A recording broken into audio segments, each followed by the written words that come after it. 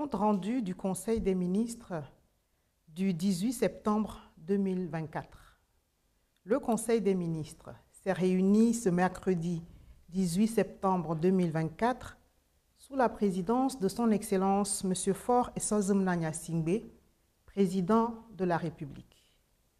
Le Conseil des ministres a adopté un projet d'ordonnance, examiné 3 décrets, puis écouté 2 communications et abordé un point de divers. Au titre des ordonnances, le Conseil des ministres a examiné et adopté un projet d'ordonnance portant code électoral conformément aux dispositions pertinentes de la Constitution du 6 mai 2024. Fruit des réflexions engagées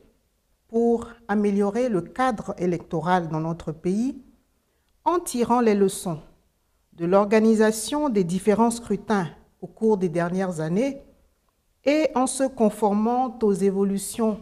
induites par la Constitution en vigueur, le texte a fait l'objet d'harmonisation avec le nouveau cadre constitutionnel et d'adaptations techniques issues des diverses contributions, notamment celles des acteurs politiques réunis au sein du cadre permanent de concertation les 3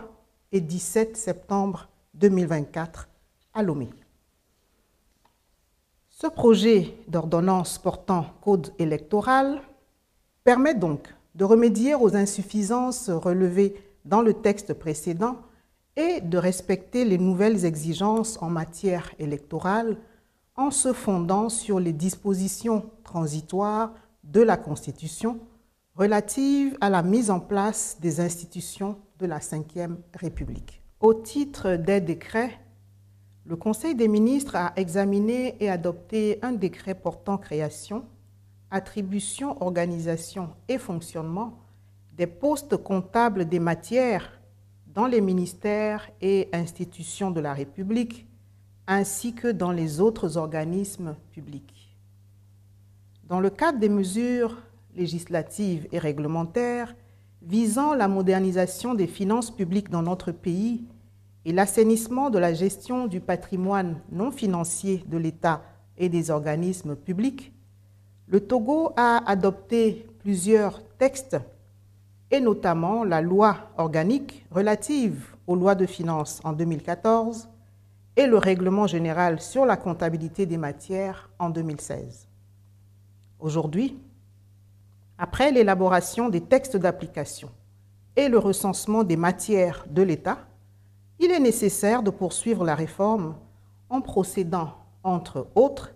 à la mise en place des structures de gestion des matières pour rapprocher l'appareil comptable de l'État des différents ordonnateurs. Les comptables matières seront chargés d'assurer la garde et la conservation des biens mobiliers et immobiliers des ministères, la tenue de la comptabilité des matières et la reddition des comptes de gestion des matières à la Cour des comptes, contribuant à renforcer la transparence dans la gestion de la chose publique, notamment le patrimoine non financier de l'État. Le Conseil des ministres a examiné et adopté un décret portant création des trésoreries ministérielles et des trésoreries institutionnelles. Depuis l'exercice 2021, notre pays a mis en œuvre le transfert de l'ordonnancement des dépenses aux ministres et présidents des institutions. Il convient de parfaire cette réforme en rapprochant les trésoriers des ministères et institutions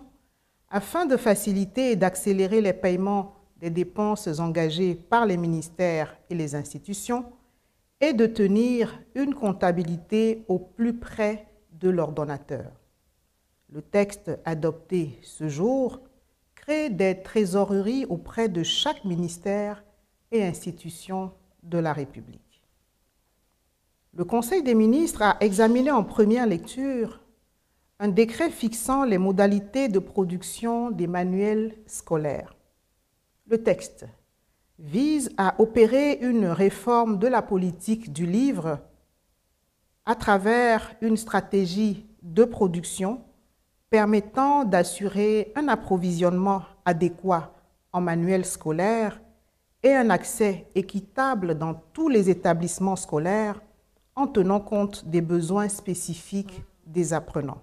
Au titre des communications, le Conseil des ministres a écouté une première communication relative à la création des postes comptables matières et des trésoreries ministérielles et institutionnelles présentée par le ministre de l'Économie et des Finances pour rappeler l'état de l'internalisation des directives communautaires relatives à la gestion des finances publiques et expliquer les étapes subséquentes, notamment la nécessité d'adopter les décrets pris à ce titre. Le Conseil des ministres a écouté une seconde communication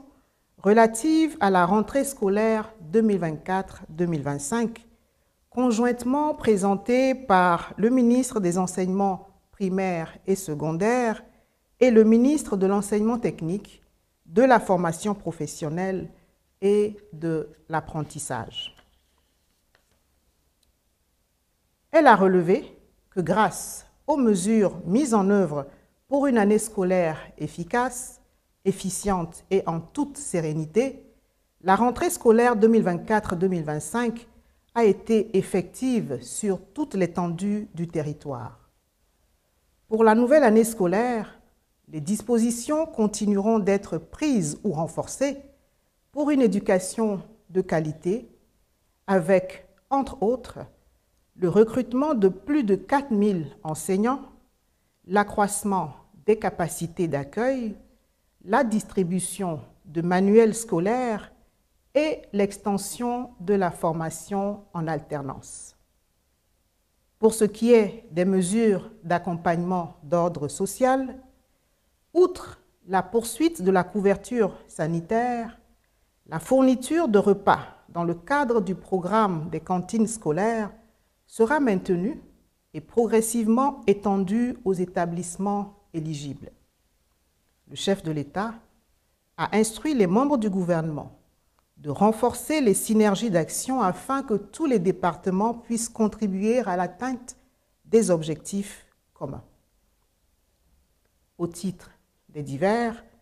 le ministre délégué auprès du ministre du Commerce, de l'Artisanat et de la Consommation locale a rendu compte au Conseil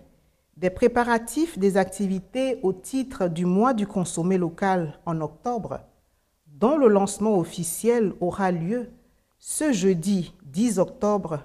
à Kpalimé. Fait à Lomé,